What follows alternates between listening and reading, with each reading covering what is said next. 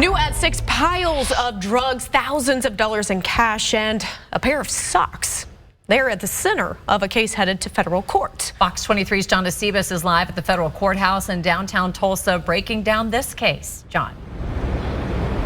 Well, according to federal documents, 2 people were found with black socks that had drugs like heroin, meth, and fentanyl in them. Not only that, investigators found notebooks showing how well organized these drug transactions were.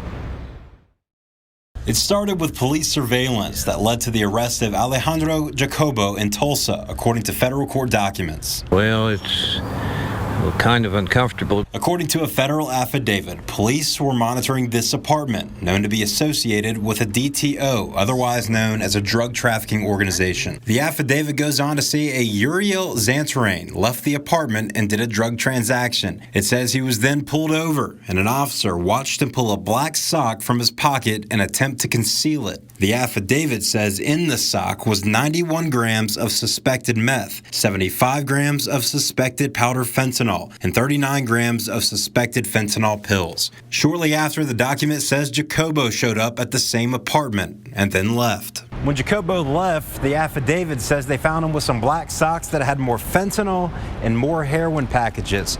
And in the car that he was driving, investigators say they found a bag that had $15,000 in cash, as well as some drug notebooks. It's been really peaceful here and haven't had any trouble.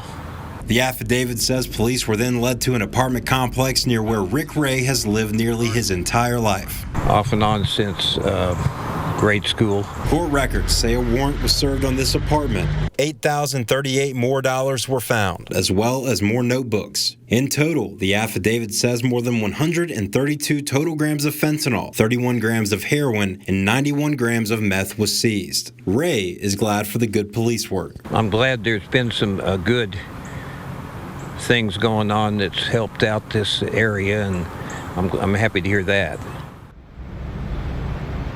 Jacobo is currently being held in the Tulsa County Jail here downtown. I do know that he is expected to appear in federal court on charges of possession with intent to distribute.